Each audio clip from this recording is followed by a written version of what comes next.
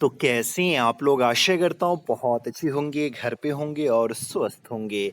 तो आज इस वीडियो में मैं शिक्षा चैप्टर के लेखक जे कृष्णमूर्ति के परिचय को बताने वाला हूँ। और जैसा कि आप सबको मालूम होनी चाहिए कि इस चैप्टर का इससे पहले भी कई सारा वीडियो बन करके अपलोड हो चुका है। अगर अभी तक आप लोग वो वीडियो नहीं देखें तो कृपया करके प्ले लिस्ट में जाइए हिंदी फॉर 2021 और सभी वीडियो को देख लीजिए ताकि आपके बोर्ड की तैयारी अच्छे से हो सके। और ये चैप्टर नंबर 13 है। इससे पहले कई सारे चैप्टर का वीडियो बन करके अपलोड हो चुका है, वो भी आपको उसी प्लेलिस्ट में मिल जाएगा। तो चलिए, ये इस चैप्टर का ये आखिरी वीडियो होगा। हम लोग देखते हैं इसके जीवन परिचय को। कृष्णमूर्ति एक भव्य व्यक्तित्व के धनी थे। वे महान चिंतक, जीवन दृष्टि, दार्शनिक, शिक्षावादी तथा संत थे। यानी कि पहले ही मैं बता चुका हूँ कि जो कृष्णमूर्ति है वो बहुत ही महान फिलोसफर है हमारे देश के। तो ये तो सबसे बड़ी बात है कि ये चिंतक थे, किसी चीज़ पे बहुत ही गहरा जो है सो सोचते थे। जीवन दृष्टि है, जीवन के सोच विचार, ये ज़िंदगी कैसे जीनी चाहिए इस पे बहुत ज़्यादा जो है सो ये सोचते थे। फिलोसफर थे, शिक्षाविद यानी कि एजुकेशनिस्ट थे और साथ में संत भी थे। तो पहला ऑब्जेक्टिव क्वेश्चन यहीं से बन जाता है कि आपको ऑब्जेक्टिव पूछा जाएगा कि जे कृष्णमूर्ति इनमें से क्या थे। और ऑप्शन रहेगा जीवन दृष्टि, दार्शनिक, शिक्षाविद और इनमें से सभी। तो आपको इनमें से सभी पे टिक लगाना है। चलिए आगे देखते हैं। उनका जन्म 12 मई 1895 ईस्वी में मदनपल्ली, चित्तूर, आंध्र प्रदेश में हुआ था। तो आप लोग जन्म तिथि को याद रखिएगा, इसको भूलिएगा नहीं क्योंकि ये बार-बार क्वेश्चन जो है सो पूछा जाता है।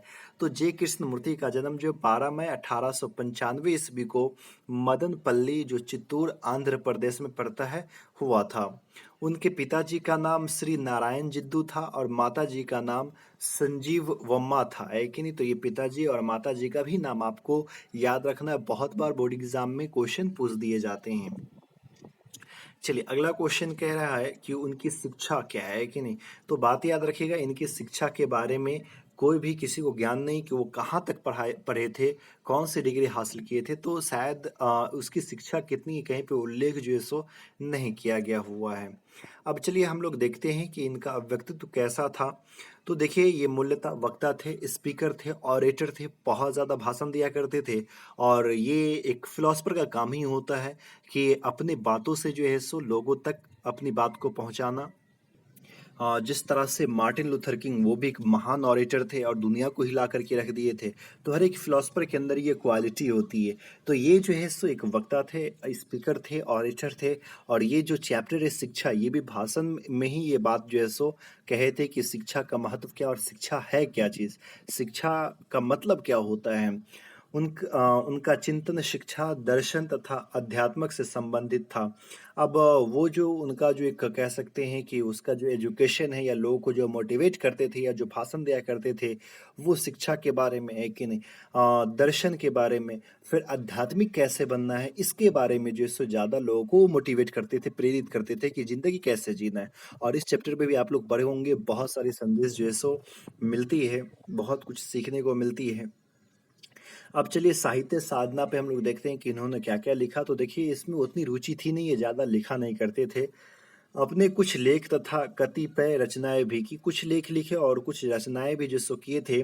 The first and last freedom इनकी एक बहुत ही फेमस किताब है, the first and last freedom, the only revolution और कृष्णमूर्ति नोट, है कि नहीं? तो ये बस 3 एक फेमस इसकी रचनाएँ हैं, जो आप यहाँ पे देख रहे हैं। और इसमें से सबसे फेमस है the first and last freedom. उनके व्याख्यानों के कई संकलन भी महत्वपूर्ण हैं। आप किशोरावस्था से ही C.W. लीडवेटर तथा एनी बेसेंट के संपर्क में आ गए थे और थियोसॉफिकल सोसाइटी से जुड़ चुके थे। तो जे कृष्णमूर्ति जो है वो बचपन से ही जो है ना लगभग नौजवान ही थे, तभी जो है लीड वेटर और एनी बेसेंट के संपर्क में आ गए थे। और वो जो काम करते थे वो थियोसॉफ़िकल पे काम करते थे, लेकिन थियोफिज़िकल सोसाइटी से जुड़ चुके थे।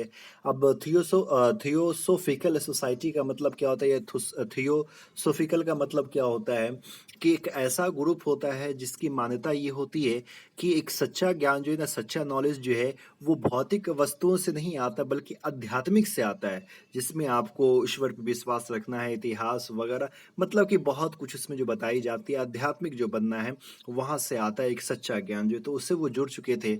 आपके चिंतन के रूप में महत्वपूर्ण है परंपराएँ, इतिहास, और ये जो चिंतन करते थे वो परंपराएँ पे, कि इस परंपरा में हम लोग जकड़े हुए हैं, और ये भी एक भय है।